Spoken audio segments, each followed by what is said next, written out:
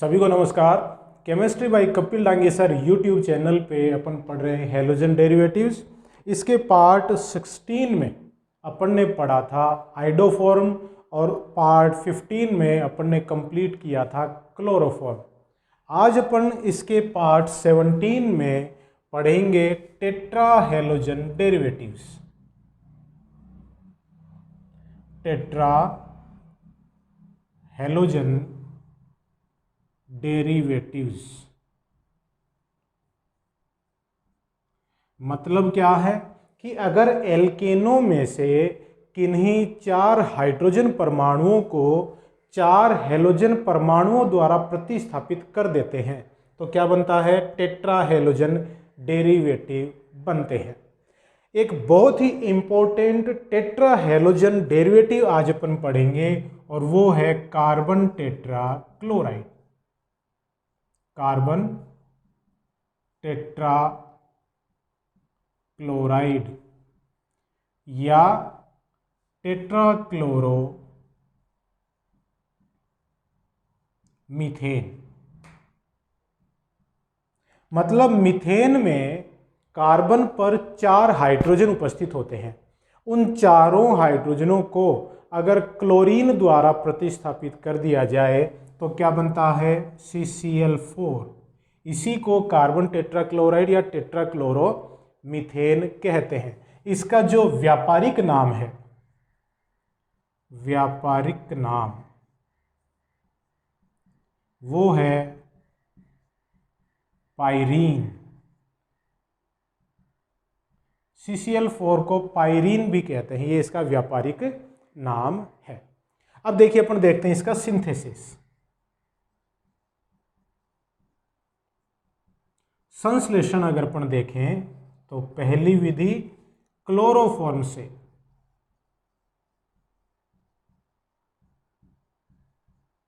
Chloroform से अपन CCl4 का निर्माण कैसे करेंगे, तो वो है क्लोरोफॉर्म के क्लोरीनीकरण द्वारा, क्लोरीनेशन द्वारा। तो देखिएगा, अगर CaCl3 का क्लोरीनेशन कर दें प्रकाश की उपस्थिति में, प्रकाश की उपस्थिति में, ये अपन प्रकाश की उपस्थिति में यह अभिक्रिया पहले भी 2-3 बार पढ़ चुके हैं। क्या होगा, CCl4 plus HCl, carbon tetrachloride बनता है और HCl निकल जाता है। ये अभिक्रिया मुक्त मूलक क्रिया विधि द्वारा संपन्न होती है। तो इस तरह से आप क्लोरोफॉर्म से CCl4 बना सकते हैं। यह है क्लोरोफॉर्म। ठीक है, दूसरा देखिएगा, दूसरी विधि कार्बन डाइसल्फाइड के क्लोरीनेशन द्वारा। क्लोरीनेशन मतलब क्लोरीनीकरण द्वारा, क्लोरीनेशन द्वारा क्या करेंगे, कार्बन डाइसल्फाइड है उसका क्लोरीनीकरण करेंगे। यह है कार्बन डाइसल्फाइड, इसका क्लोरीनीकरण करवा रहे हैं AlCl3 की उपस्थिति में, एल्यूमिनियम क्लोराइड की उपस्थिति में। तो बनता है CCl4 प्लस H2Cl2। CCl4 और H2Cl2 का निर्माण होता है।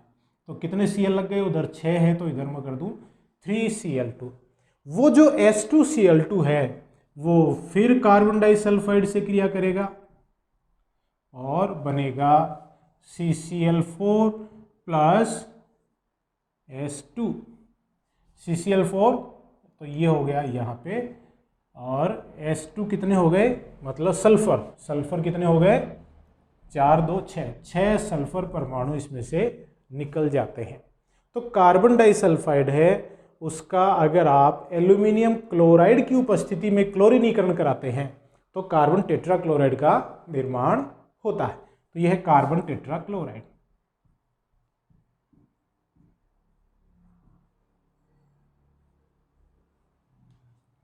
ठीक है, तो ये इस तरह से आप कार्बन टेट्राक्लोराइड का निर्माण कर सकते हैं। अब देखते हैं इसके गुण। गुणों में सबसे पहले देखें फिजिकल प्रॉपर्टीज। तो देखिएगा, ये रंगहीन, मधुर गंध वाला द्रव होता है। इस लाइन में इसके कई भौतिक गुणों को एक साथ सम्मिलित किया गया है। भौतिक प्रावस्था कैसी है? द्रव प्रावस्था में पाया जाता है सामान्य तापमान पर। गंध कैसी है इसकी? मधुर गंध है, मतलब सूंघने पर अच्छा लगता है। रंग कैसा है? रंगहीन है, इसका कोई रंग नहीं होता है। ये जल में अविलेय है, जल में नहीं घुलता है, लेकिन अल्कोहल व ईथर में विलय है। जल एक अकार्बनिक विलायक है और CCl4 चूंकि कार्बनिक है, ठीक है, CCl4 अध्रुवीय होता है, जल ध्रुवीय प्रकृति का होता है, इसलिए जल में CCl4 नहीं घुलता है, लेकिन कार्बनिक विलायकों जैसे अल्कोहल और ईथर में ये घुल जाता है, तो इनमें ये घुलनशील है। जलाने पर ये जलता नहीं है, ये अज्वलनशील है, अज्वलनशील है, जलता नहीं है, अज्वलनशील है ये द्रव, इसलिए इसका उपयोग आग बुझाने में करते हैं। अतः इसका उपयोग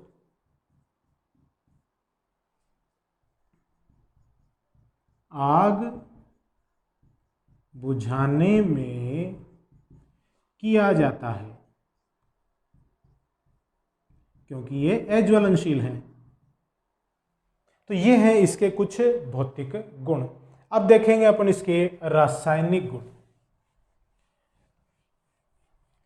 बहुत ही इंपॉर्टेंट अभिक्रियाएं हैं इसमें कुछ रासायनिक गुणों में, जैसे राइमर टीमान अभिक्रिया क्लोरोफॉर्म में भी थी और इसमें भी है। इससे अपन फ्रियोन भी बनाएंगे, जिनका उपयोग रेफ्रिजरेटर में, फ्रिज में और एसीज में किया जाता है। सबसे पहले देखिए अपन केमिकल प्रॉपर्टीज में कौन सी अभिक्रिया देखेंगे? नाम वाली अभिक्रिया। फर्स्ट, राइमर टीमान अभिक्रिया।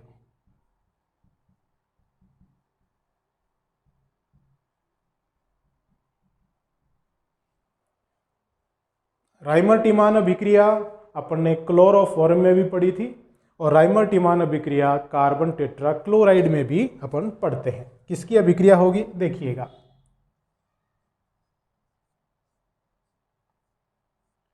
ये है फिनॉल, इसकी अभिक्रिया करवा रहे हैं CCl4 से KOH की उपस्थिति में।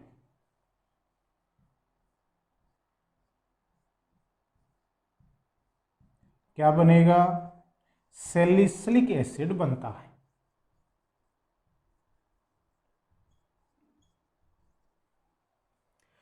देखिए क्लोरोफॉर्म में भी अपन ऐसी ही अभिक्रिया अपन ने पढ़ी थी, उसमें फिनॉल के साथ किसकी अभिक्रिया करवा रहे थे? क्लोरोफॉर्म की अभिक्रिया।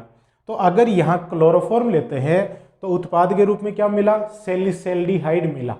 लेकिन अगर आप फिनॉल के साथ KOH की उपस्थिति में CCl4 की अभिक्रिया करवा रहे हैं, कार्बन टेट्राक्लोराइड की अभिक्रिया करवा रहे हैं, तो क्या बनता है? सैलिसिलिक अम्ल बनता है, जिसमें यहाँ देखिए ऑर्थ स्थिति पर OH है, ये बेंजोइक एसिड है, मतलब बेंजीन वाले पे COH और उसके ऑर्थ स्थिति पर OH समूह में जुड़ा हुआ है, ये सैलिसिलिक एसिड कहलाता है। अब देखिए अभिक्रिया हुई कैसे, मैकेनिज्म देखिए।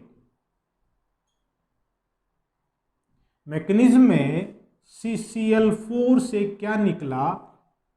Cl- निकला और इस कार्बन पे चूंकि आ गया प्लस, क्योंकि Cl एक Cl माइनस के रूप में निकलेगा तो बचे हुए कार्बन पे क्या जाएगा, प्लस आ जाएगा। ये इलेक्ट्रॉन स्नेही की तरह व्यवहार करता है, इलेक्ट्रोफाइल। क्यों? देखिए कार्बन पे एक तो धनावेश है, ऊपर से 3 उच्च विद्युत ऋणी क्लोरीन इसके साथ जुड़े हुए हैं, तो ये कार्बन बहुत ज़्यादा इलेक्ट्रॉन न्यून है। तो क्या हो गया, इलेक्ट्रॉन न्यून है मतलब इसके पास इलेक्ट्रॉनों की कमी है, ये इलेक्ट्रॉनों की तरफ आकर्षित होता है, तो ये इलेक्ट्रॉन स्नेही हो गया कि नहीं। ये इलेक्ट्रॉन स्नेही बेंजीन वलय पर, फिनॉल की बेंजीन वलय पर अटैक करता है। ये फिनॉल और CCl3 ये इस पे अटैक करेगा, तो ये इलेक्ट्रॉन ये आकर्षित करता है। तो देखिएगा OH, यहाँ CCl3 जुड़ गया, इस कार्बन पे पहले से ही H है एक, उस H को मैंने ऐसे दर्शा दिया। चूंकि इलेक्ट्रॉन युग्म इसके साथ जुड़ा तो इस कार्बन का प्लस है वो हट गया। अब ये जो बॉन्ड है इस कार्बन से तो अभी भी जुड़ा हुआ है, लेकिन यहाँ से हटने के कारण इसमें क्या आ गया, प्लस आ गया, और ये पाई है। अब इसमें अनुनादी संरचनाएं बनती हैं। देखिए कैसे, ये इलेक्ट्रॉन इधर जाएंगे,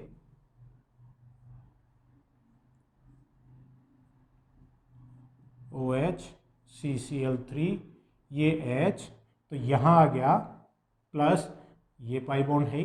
फिर क्या है कि ये इलेक्ट्रॉन इधर जाएंगे,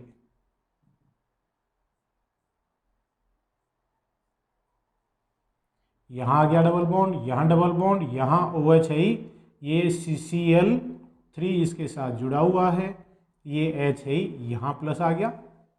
अब इस कार्बन और हाइड्रोजन के मध्य जो बंध के इलेक्ट्रॉन हैं वो इस प्लस की तरफ आकर्षित हो जाएंगे, तो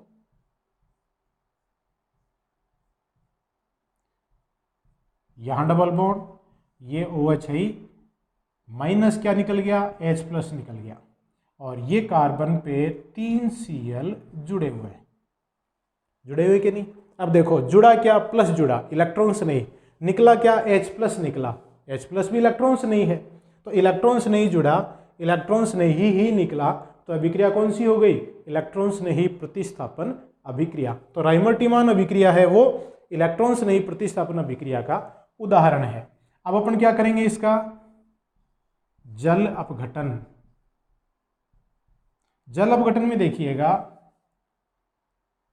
ये बॉन्ड टूटा, ये बॉन्ड टूटा और ये बॉन्ड टूटा, मतलब तीनों C और Cl के मध्य बॉन्ड टूटेंगे। क्योंकि Cl माइनस के रूप में निकलेगा तो उसके साथ जल का H प्लस और कार्बन पर OH, इस Cl पर H, कार्बन पर OH, इस Cl पर H और कार्बन पर OH, तो इसमें से -3 HCl निकल गए, 3 HCl निकल गए, और कार्बन पे क्या आ गया, 3 OH आ गए। इस कार्बन पर 3 OH आ गए। एक कार्बन पर एक से ज्यादा OH स्थायी नहीं होता है, तो बताओ क्या होगा, बिल्कुल सही, यहां से H2O निकलेगा। मैंने आपको पिछले वीडियोज में ये चीज कई बार बताई है कि एक कार्बन पर एक से ज्यादा OH स्थायी नहीं होता है, तो किन्हीं 2 OH में से H2O निकाल दो, तो H2O निकल गया। ये ऑक्सीजन बच गया जो कार्बन के साथ डबल बॉन्ड से जुड़ा रह जाएगा।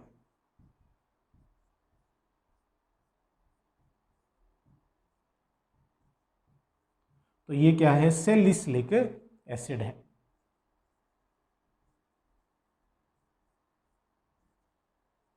तो इस तरह से सैलिसिलिक एसिड बन गया।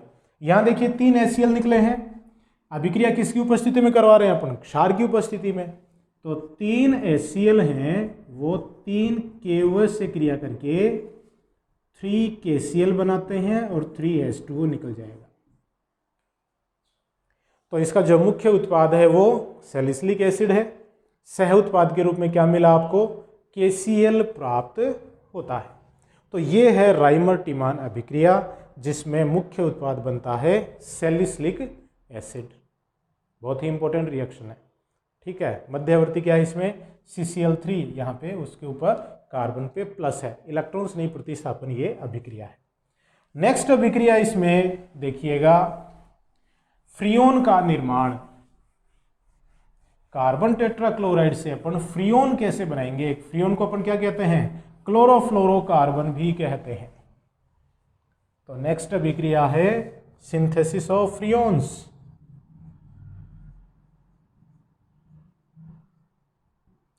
सिंथेसिस ऑफ फ्रियोन्स, और फ्रियोन को अपन क्या कहते हैं?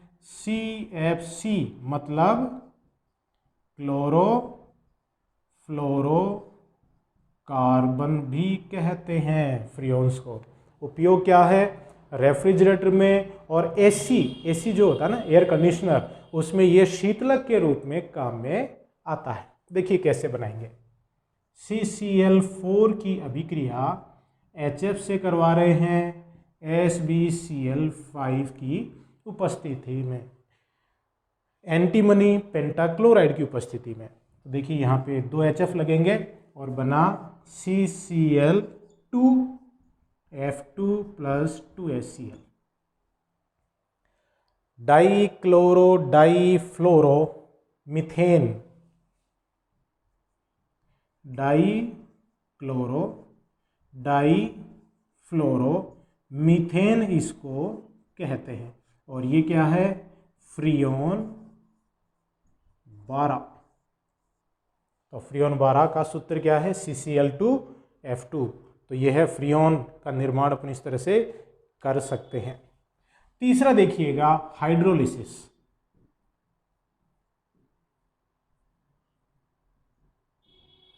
जल अपघटन।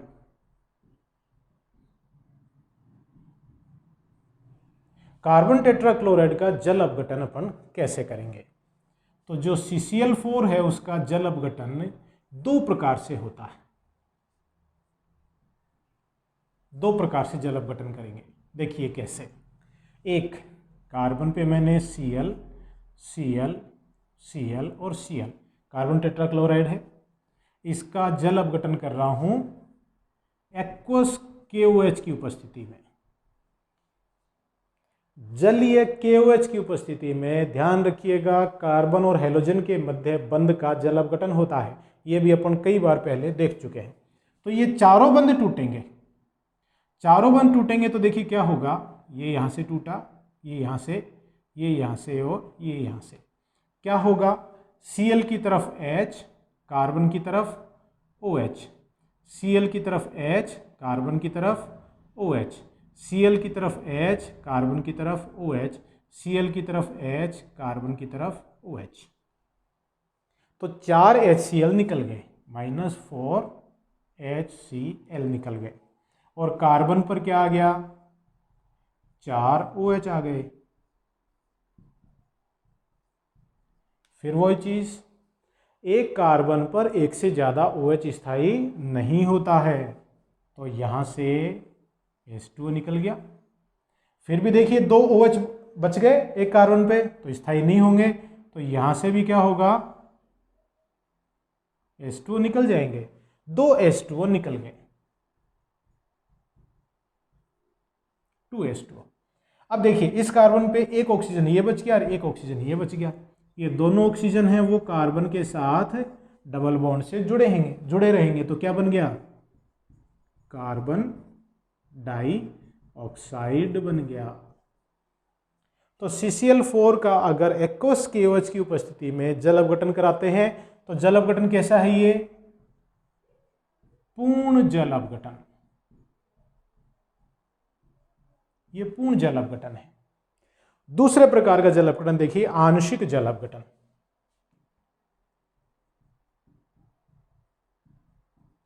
आंशिक जल अपघटन कैसे करेंगे? 775 केल्विन तापमान पर जल वाष्प द्वारा। अब एक्वस KOH नहीं है, 775 केल्विन तापमान है और जल वाष्प के द्वारा इसका जल अपघटन करेंगे। देखिएगा कैसे। CCl, Cl, Cl और Cl, कार्बन टेट्राक्लोराइड है, जल अपघटन कर रहे हैं और जल अपघटन कैसा है? आंशिक जल अपघटन है, तो मतलब 2 बॉन्ड टूटेंगे, Cl की तरफ H, कार्बन की तरफ OH, Cl की तरफ H, कार्बन की तरफ OH। चारों बॉन्ड नहीं टूटेंगे, दो टूटेंगे। तो देखिए -2HCl, 2HCl निकल गए,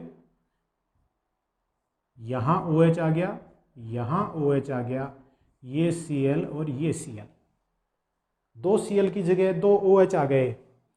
एक कार्बन पे दो OH, एक से ज़्यादा OH मतलब दो OH स्थायी नहीं होंगे, तो यहाँ से H2O निकल जाएगा, -H2O। अब ये ऑक्सीजन बच गया, ये कार्बन के साथ डबल बॉन्ड से जुड़ा रहेगा, तो कार्बन के साथ डबल बॉन्ड और इधर दो Cl, तो ये क्या चीज़ है? COCl2। बताओ देखे क्या है? फोजीन।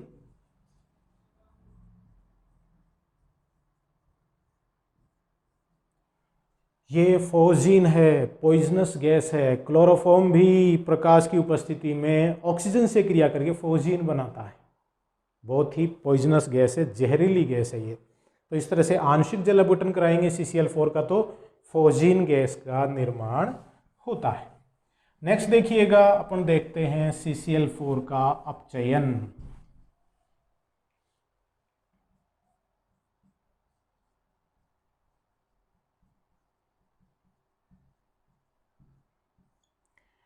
CCl4 का अपचयन करवा रहे हैं FeS2O की उपस्थिति में, तो बनेगा CaCl3 + HCl, क्लोरोफॉर्म।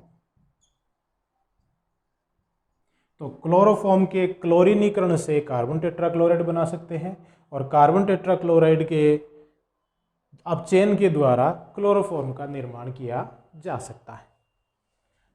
नेक्स्ट अभिक्रिया देखिएगा इसका, योगात्मक अभिक्रिया। देखिए कैसे, Cl CH double bond CH Cl, ये कोई एल्कीन है। क्या नाम इसका? 1,2-डाइक्लोरोएथीन है, और इसके साथ अपन अभिक्रिया करवा रहे हैं CCl4 की। किसकी उपस्थिति में? AlCl3 की उपस्थिति में। तो योगात्मक अभिक्रिया होगी, एक कार्बन पे Cl जुड़ जाएगा, दूसरे पे CCl3 जुड़ेगा। तो देखिए यहाँ से देखते जाइए आप, ये Cl पहले से है, ये Cl पहले से है, इस CH पे एक Cl जुड़ गया, ठीक है। डबल बॉन्ड हट जाएगा, क्यों? डबल बॉन्ड हटेगा तभी तो दोनों तरफ जुड़ेंगे। तो इस कार्बन पे जुड़ गया Cl, इस कार्बन पे क्या जुड़ेगा? CCl3 जुड़ेगा, क्योंकि CCl4 में से एक Cl हट गया, तो क्या बच गया? CCl3। तो इस कार्बन पे देखिएगा क्या जुड़ेगा, इस कार्बन पे एक Cl पहले से जुड़ा हुआ है, और क्या जुड़ गया? CCl3 जुड़ गया। अब इसका नामकरण करें तो देखिएगा, 3 कार्बन की श्रृंखला है, 1 2 और 3। एक कार्बन पे 3 Cl जुड़े हुए हैं, दूसरे कार्बन पे एक Cl है, और तीसरे कार्बन पे 2 Cl है। तो देखिएगा 1 1 1, एक कार्बन पे 3 Cl है, फिर 2, दूसरे नंबर कार्बन पे एक ही Cl है, फिर 3 3, टोटल कितने Cl हो गए? 6। हेक्सा क्लोरोप्रोपेन, ये बन गया 1 1 1 2 3 3 हेक्साक्लोरोप्रोपेन का निर्माण इस डबल बॉन्ड के साथ अभिक्रिया करवाएंगे CCl4 की AlCl3 की उपस्थिति में, तो इस तरह का उत्पाद प्राप्त हो जाता है।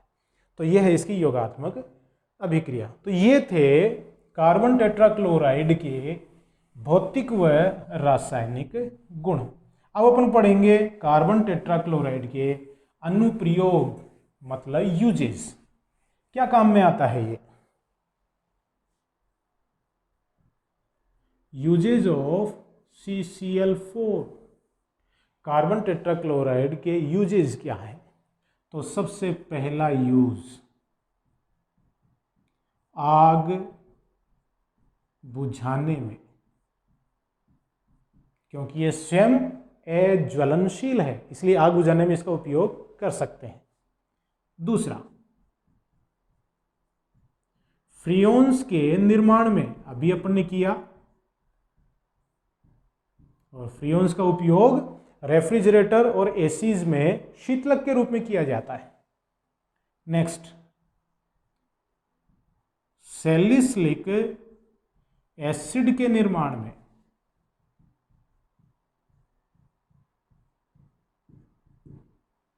अभी अपने राइमर टिमान अभिक्रिया में देखा सैलिसिलिक एसिड बना, तो सैलिसिलिक एसिड के निर्माण में ये कीटाणुनाशक के रूप में या कीटनाशी के रूप में भी काम में लिया जा सकता है, कीटनाशी के रूप में।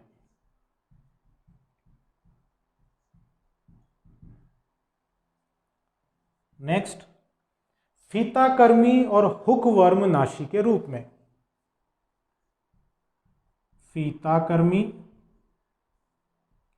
व हुकवर्मी नाशी के रूप में।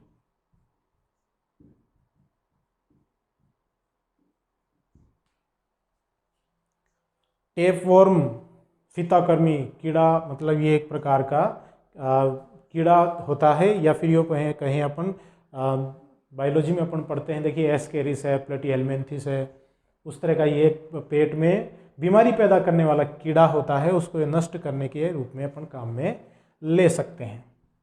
ड्राई क्लीन में,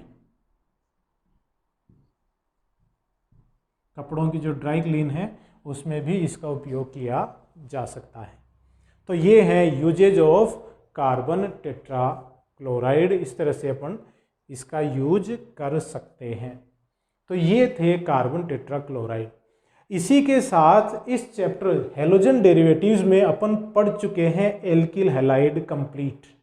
एल्किल हैलाइड वाला भाग है वो कंप्लीट हो गया, मतलब एलिफेटिक जो एल्किल हैलाइड है वो कंप्लीट पढ़ चुके हैं। नेक्स्ट वीडियो में अपन शुरू करेंगे एरोमेटिक हैलाइड्स, मतलब अपन पढ़ेंगे एरिल हैलाइड। बहुत ही इंटरेस्टिंग चीज़ है और उसकी तुलना अपन एल्किल हैलाइड से करते हुए पूरी स्टडी करेंगे। तब तक के लिए हाथ धोते रहिए, स्वस्थ रहिए, परिवारजनों का ध्यान रखिए, मेरे वीडियोस देखते रहिए। बहुत बहुत धन्यवाद।